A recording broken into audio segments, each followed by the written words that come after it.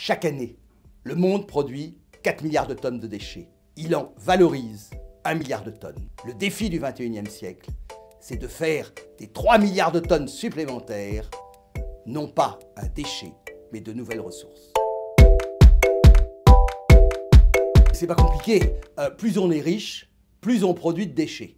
Donc, les producteurs de déchets, ce sont nos pays, l'Europe, l'Amérique du Nord. Dans certains cas, ils vont aller dans des décharges dans lesquelles on peut les valoriser au travers de la biomasse. Dans d'autres cas, ils vont être incinérés pour leur valeur énergétique. Dans un dernier cas, ils vont être recyclés.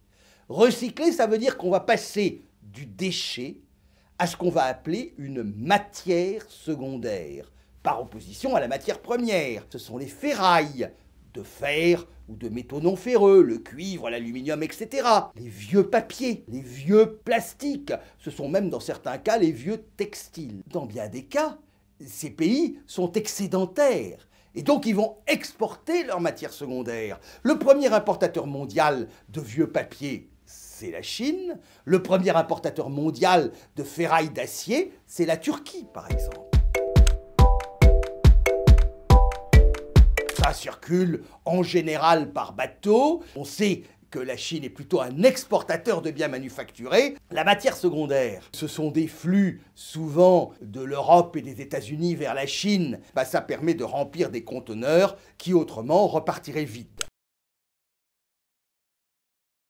Les marchés des matières secondaires sont aujourd'hui, à l'image d'ailleurs de ceux des matières premières, sont des marchés mondiaux. Et donc, que le prix du vieux papier ou de la ferraille collectée en France ou aux États-Unis va dépendre de la conjoncture économique et des décisions politiques prises dans des pays aussi différents que la Chine, l'Inde ou la Turquie. La matière secondaire, elle a un coût. C'est le coût de la collecte, c'est le coût du tri, ce sont éventuellement les coûts de transport. Et son marché, donc le prix de la matière secondaire, va dépendre du prix de la matière première qu'elle peut remplacer. Le prix du cuivre, ces dernières années, s'est baladé entre 4 000 et 10 000 $ la tonne. Inutile de vous dire que vers 9-10 000 $ la tonne, vous aviez intérêt à garder et à faire garder vos stocks de vieux cuivre. C'est le moment où il y a eu des vols sur les chantiers dans tous les sens. Et donc, va se poser un problème, y compris d'ailleurs de valorisation. Souvent, on a tendance à se dire que les vieux métaux qu'on a ont de la valeur. Ils n'en ont pas toujours autant qu'on le pense.